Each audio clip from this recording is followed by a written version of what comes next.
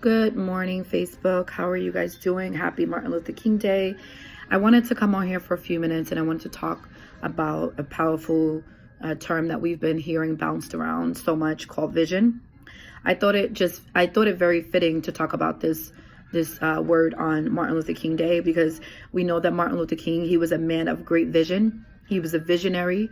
He was one that saw past what was going on in his era. He saw past the beatings and the oppression and the discrimination that was constant, that Blacks and African Americans were constantly faced with on a day-to-day. He was able to dream beyond that. And I come to realize that years later, Martin Luther King's dream wasn't just a dream, it was also prophetic.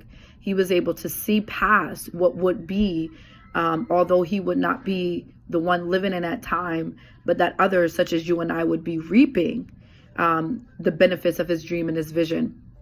And today I just want to talk a little bit about vision wasters. This is a concept that I kind of developed.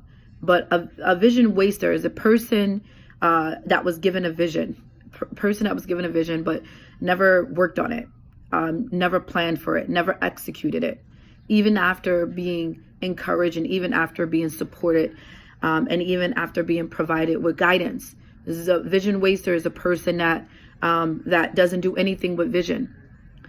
And then we have vision procrastinators, people that have a vision, but they constantly put away their vision or put their vision away and delay the start of it. These are people who often allow fear to get in the way. They say they don't have enough time. We say we don't have enough time in the day. We have other responsibilities. We can't make the commitment. Our schedules are hectic. So we don't make the commitment. We don't start anywhere. And so we procrastinate. We waste time. And months and sometimes years go by, and that vision that you were supposed to do, you never do. And then you look on, you turn on TV, and then you see someone else doing what you were supposed to do, what you had vision to do. And so what happens is you go through life and you don't fulfill what you were supposed to do in life because you procrastinated or because you wasted a vision. And I don't want to sound harsh, because I want to encourage you, but I want to encourage you to do something about the vision that you have been given. I am a strong believer that every single one of us on earth have been purposed and given a vision. Our visions are connected. The way that we have been created, we're relational beings, and our visions are interconnected. And so we have all been placed on earth with vision. And I want to encourage you to find that vision, remember that vision, and do something about it. Start somewhere, start planning. Let this be a day of inspiration. Martin Luther King, if he never marched, if he never got up there, if he never used his mouth, we would not be where we are today. We would not be celebrating on Martin Luther King Day. Had Martin Luther King visioned and kept that vision to himself, where would the state of African Americans be today? Everything that exists, sciences, advances in technology, all came from someone having a vision. Steve Jobs, if he never did anything with that vision, where would iPhone and iPods, where would we be? Where would technology be? If he never did anything about his vision, what will happen in the world if you do nothing about your vision? If you sit on your vision, if you never take the first step, if you continue to be in fear, if you continue to waste what you have been given. I want to encourage you to this day to do something. Do something. I'm in the process of writing a book, and I want to read one of the lines of my book. Draft it. Our world without vision will be in a state of constant stagnation, crisis, with no motion, and with purposeless driven lives. The world would lack partnerships, inventions, advances, and creations. But we can do something about that.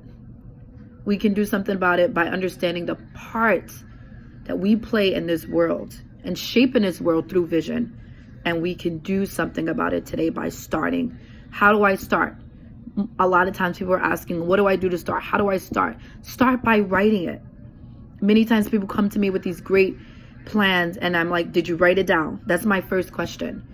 Because if you haven't written it down, you have not legalized it, and you have not had a way to share it with others. So the first thing you want to do when you have a vision, write the vision down. Write it and make it plain. When you make it plain and you write it, people that hear it will run. People that are connected to it will run.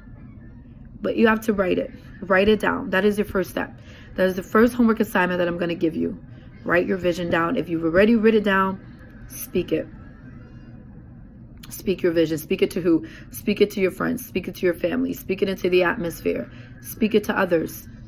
What have I spoken it? What have I written it? Execute it. Develop a plan for it. Start to put into motion. Put your vision into motion. Give your vision feet to run. Put it in motion. But start.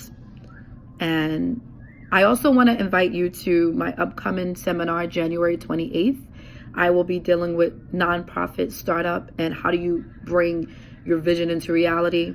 I'm also hosting a vision board party with the National Council of Negro Women on February 15th.